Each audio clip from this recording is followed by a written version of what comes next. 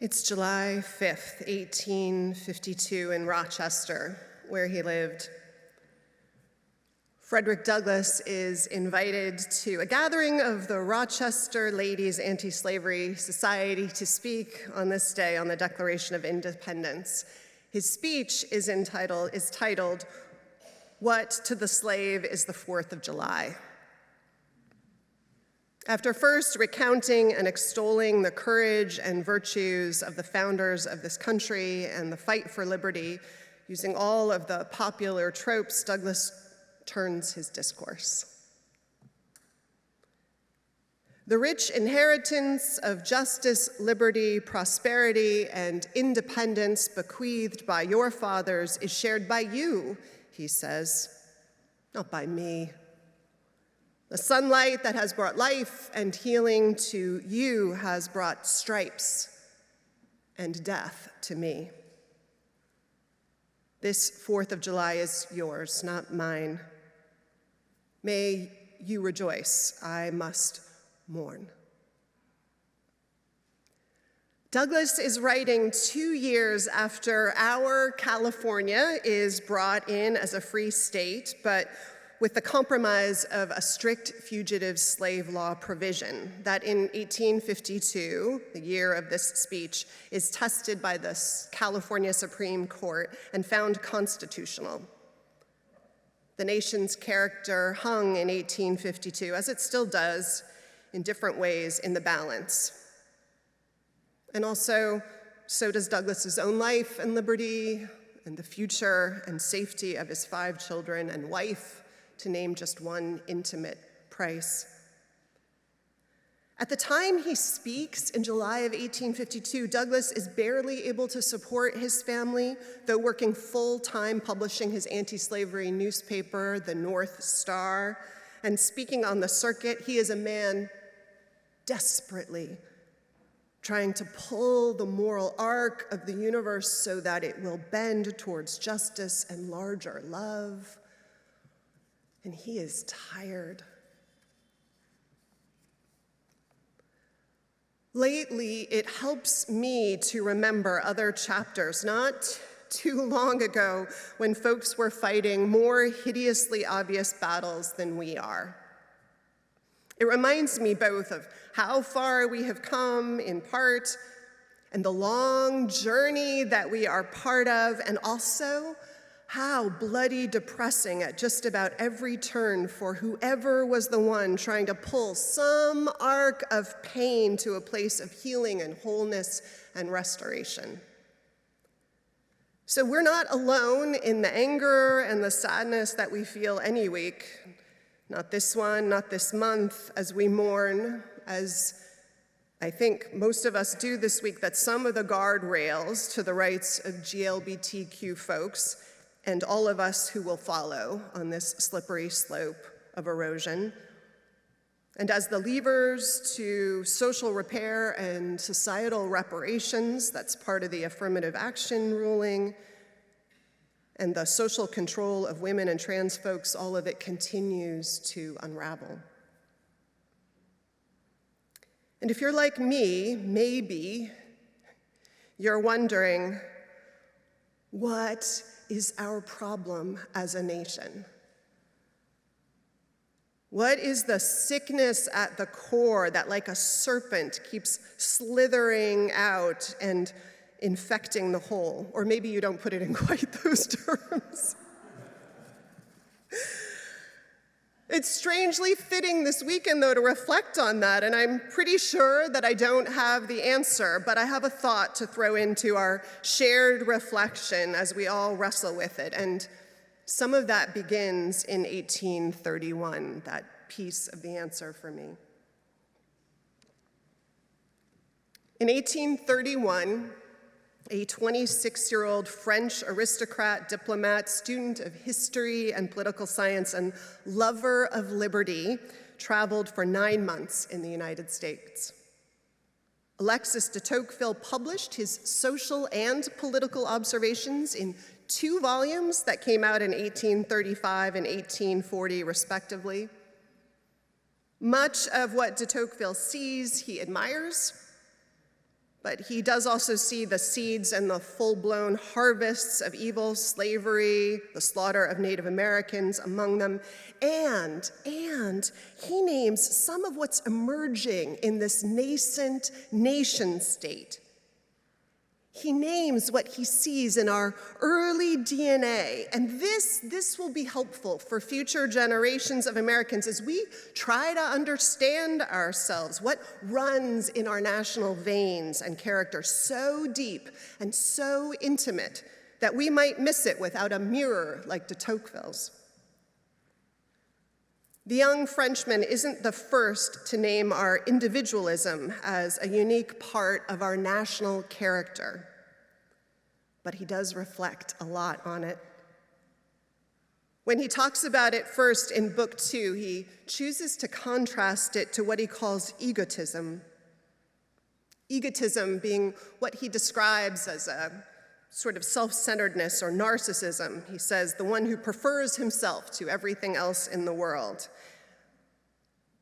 Individualism, by contrast, he says, is the one who is a mature and calm feeling which disposes each member of the community to sever himself, all of it is male language, which I'll leave as it is, from the mass of his fellow creatures and to draw apart with his family and friends, so that after he has formed a little circle of his own, he willingly leaves society at large to itself. Egotism originates in blind instinct, he writes. Individualism proceeds from erroneous judgment. Egotism blights the germ of all virtue. Individualism, at first, only saps the virtues of public life. Wow. I would say, am I a nerd? But I know I'm a nerd. But I'm wondering if there are any nerds here who find this as fascinating as I do. That de Tocqueville sees individualism as pulling away with your small tribe or circle, leaving society to itself. And that he sees this not as the blight of all virtue, but oh, how it saps public virtue, public life of virtue. For de Tocqueville, the contrast to individualism in democratic society is aristocracy in a feudal system, at least as I understand him. What de Tocqueville, a man of the aristocracy, sees, even in the flawed historic structure of his own home country, is that aristocracy is at least a social system that binds all people together in one geographic area, intertwined for generations. He sees it as a system of mutual obligation, and America doesn't have that. It has the beauty and the power of liberty, but it's the part where we are geographically and otherwise cut loose from obligation and a sense of intertwined destinies that worries him. And rightly so. I mean, wouldn't that sense of being cut apart from a sense of intertwined destinies explain the lack of universal health care? I mean, you don't worry about someone else's health care if you feel no obligation to them or intertwined destiny. And you don't worry much about their unwanted pregnancies being forced to term and what that will ask of their families and how that will affect their household if you don't hold any of the aftermath as something that's yours to hold too. And you don't worry about the trans kid and the fact that they might commit suicide if there's no connection between your choices and their lives. And you don't worry about the concentration of wealth.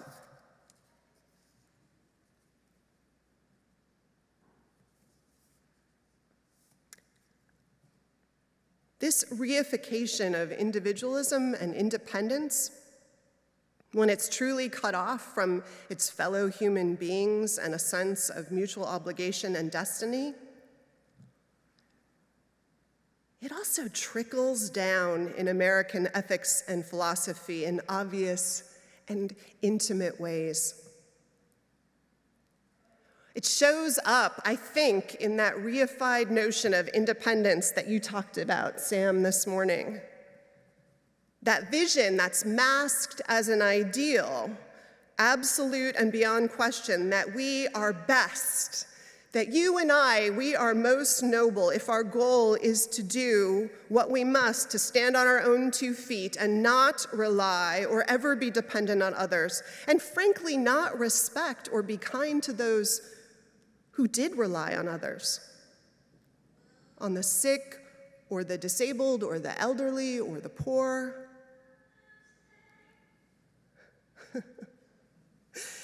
Think of all the American ideals in our myths and movies. What are they? The cowboy riding the range, the Lone Ranger, the self-made billionaire, the rule breaker, the romantic lead who is always just beyond reach, the Top Gun, the stoic coach who leads the team against the odds with no help from the world around him to a state championship. Go west, young man, and slay everyone who gets in your way. Take what's yours, clear-cut the hills and top-mine the coal. Robber barons and the smartest ones pay no taxes. There is power to so-called independence, of course. There is safety of a kind and an agency that is ennobling. It was as much a part of my formation as Sam's, and by the way, we both carry huge pouches of things in case anything goes wrong, which I am regularly poked fun of, but I am proud of. But as Sam pointed out in his reflection, this ideal has its shadow side. Did it echo with anyone here in your own personal experience? De Tocqueville saw that shadow side at the most intimate level too. He wrote, quote, "As social conditions become more equal, the number of persons increases who, although they are rich enough, they are neither rich enough nor powerful enough to exercise any great influence over their fellow creatures, have nevertheless acquired or retained sufficient education or fortune to satisfy their own needs. They owe nothing to any man. They expect nothing from any man. They acquire the habit of always considering themselves as standing alone, and they are apt to imagine that their whole destiny is in their hands. Thus, not only does democracy make every man forget his ancestors, but hides his descendants and separates his contemporaries from him. It throws him back forever upon himself alone and threatens in the end to confine him entirely within the solitude of his own heart."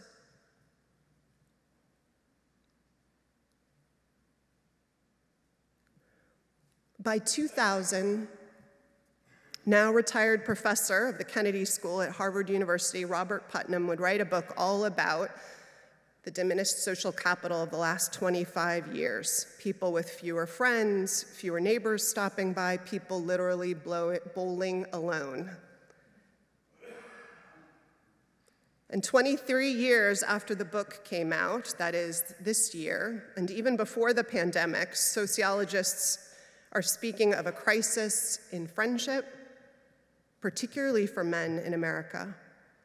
The Surgeon General says loneliness is an epidemic and the greatest health risk we face, or one of the top 5.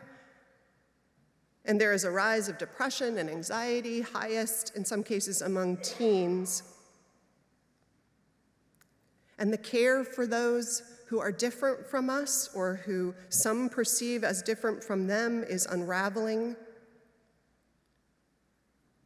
having trickled up to the place we count on to remember that we're bound beyond differences and to protect and uplift one another and to guarantee it in law.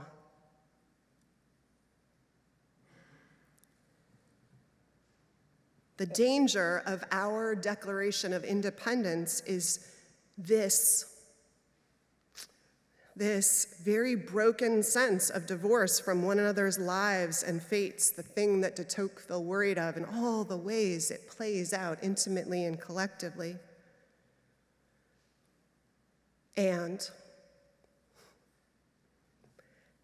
de Tocqueville, interestingly enough, wasn't too worried about this despite the danger he named. And he wasn't worried not because independence wasn't a risky thing with a vicious shadow side, but because he noticed this other strange thing that was going on in this young country. Perhaps realizing that we could accomplish nothing on our own, or perhaps this intuitive, atavistic, gorgeous human need to counterbalance our ethic of liberation and independence from formerly inherited bonds to one another, to something new that was chosen among us. Perhaps to counterbalance that feeling of being unmoored from any piece of land or lineage of relationships, but wanting all of that anchoring power, de Tocqueville saw a strange propensity that he said would save us. Americans of all ages, he writes, all conditions and all dispositions, and by the way, this seems strange to him, so as unique as our independence and individualism, Americans of all ages, all conditions, and all dispositions constantly form associations. They have not only commercial and manufacturing companies in which all take part, but associations of 1,000 other kinds: religious, moral, serious, feudal, extensive or restricted, enormous or diminutive.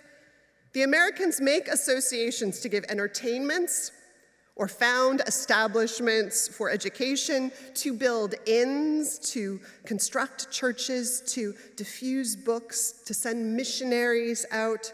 And in this manner, they found hospitals, prisons, and schools. If it be proposed to advance some truth or foster some feeling by the encouragement of great example, they form a society. Nothing, in my opinion, is more deserving of our attention than the intellectual and moral associations of America. America, throughout its history, said Robert Putnam, has been exceptionally civic-minded. However, we are becoming mere observers of our collective destiny. Life as a spectator sport. Independence as a prison. The solution to our own personal feelings of alienation or loneliness or our national ills, the ones that keep us awake or make our blood boil, it may be, in some part, this simple. Just going back to these roots, this one about plowing back into shared efforts. And I preach this morning, not so much to you actually, but to myself. Because sometimes those efforts, the San Francisco Reparations Task Force or the Homelessness and Housing Task Force, or any single climate justice effort, it can seem like a flimsy dam against a huge broken system and problems beyond measure. So why bother? Just wall myself off in a small, safe garden. But what occurred to me reading all of this week and the last few weeks is that it isn't just the work of our shared associations and what we explicitly commit to that matters, though this week has made clear that it does. It is also what it does to the heart and soul of us to be part of them. How it works against this corrosive disconnect that's eating away at our joy and the way we are together in life. Because we know, you and I, we know in our bones that there are no permanently walled gardens on earth or of the spirit. And we know in our bones that if there is hell on earth, It is paved by living that way. All we have to do is look around to find the proof.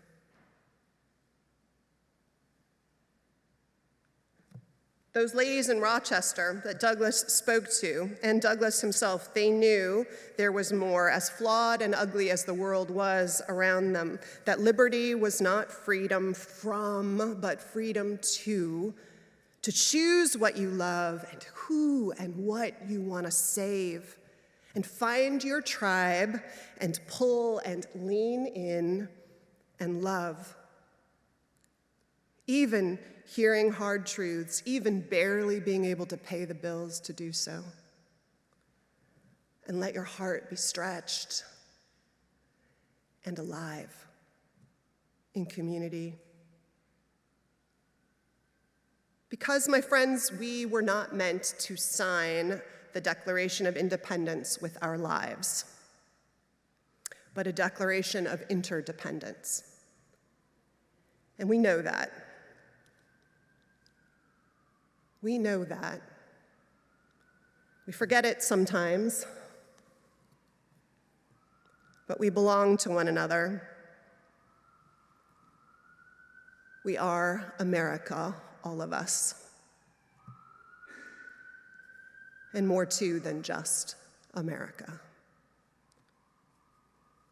So may we make it so. And our lives and the world be blessed in our wake.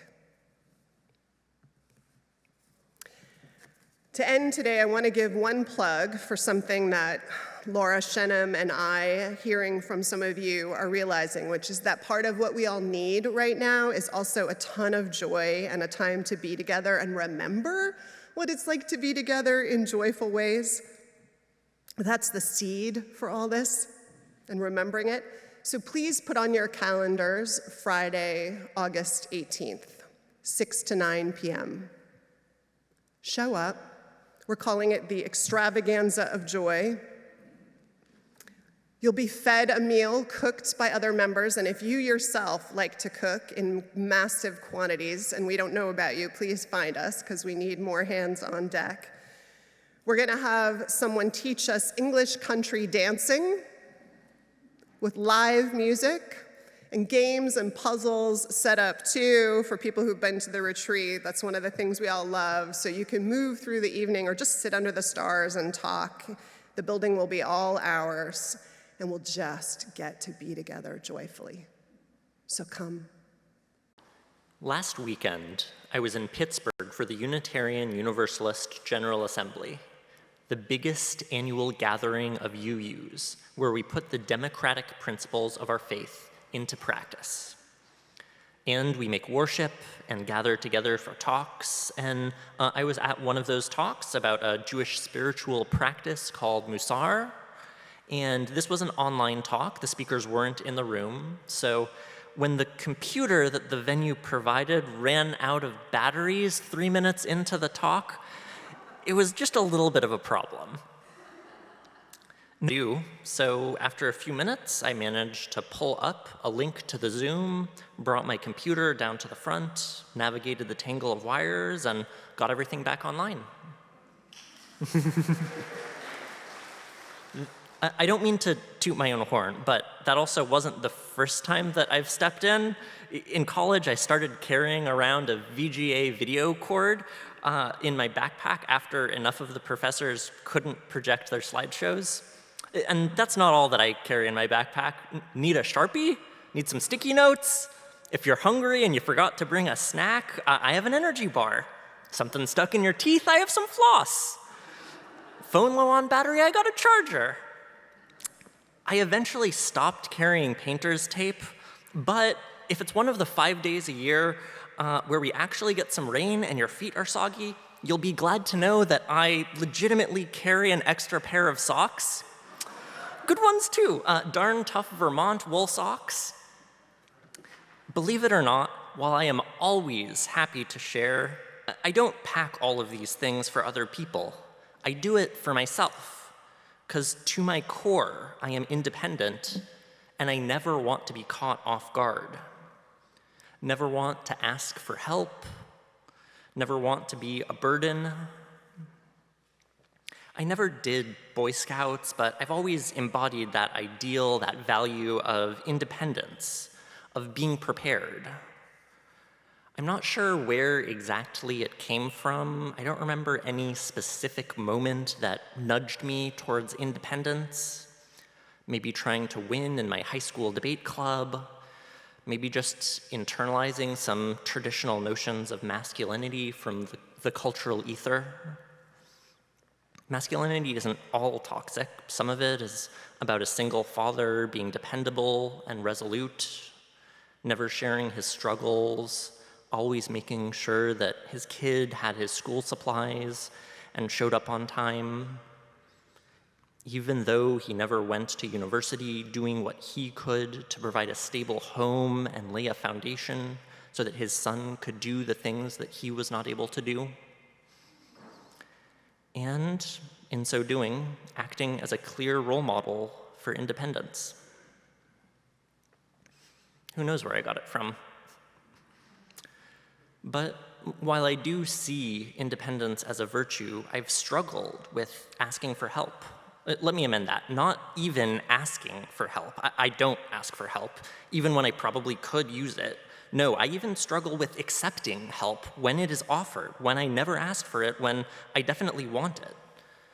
Because more significant than wanting help is not wanting to be a burden, not wanting to be weak or vulnerable. See, I'm the person who stands up tall, the person who can pick up the slack when somebody needs to, the person who can carry the load so that you don't have to, the person who you can lean on, not the person who needs a shoulder to lean on himself. That's one of the things that I've most appreciated about this church community. One of the reasons that I'm setting down roots in this city when I've never felt rooted before. This community continually emphasizes interdependence, that we can go faster alone but farther together, that this is in fact a community where we covenant to help one another. And even somebody with as much pride as myself,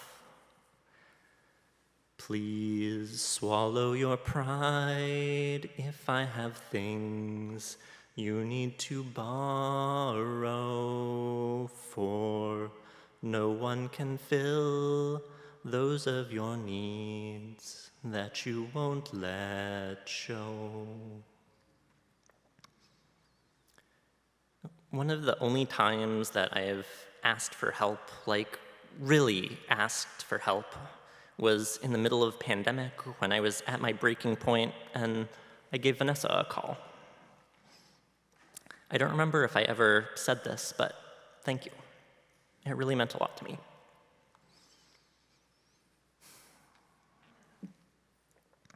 Not wanting to be a burden.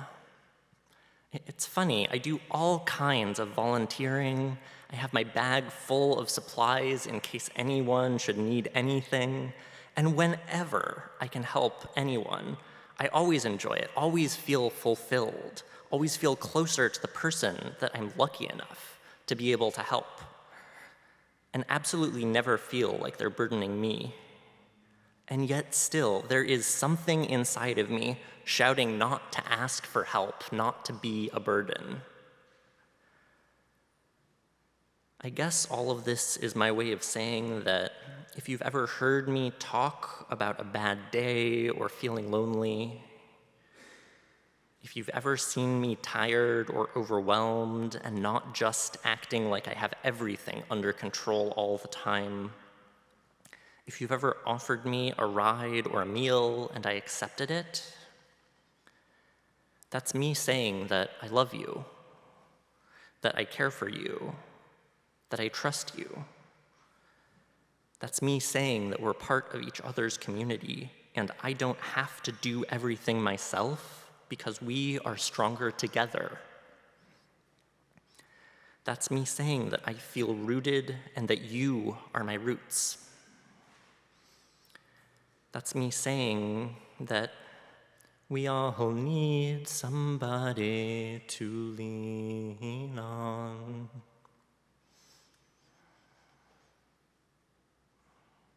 Thank you.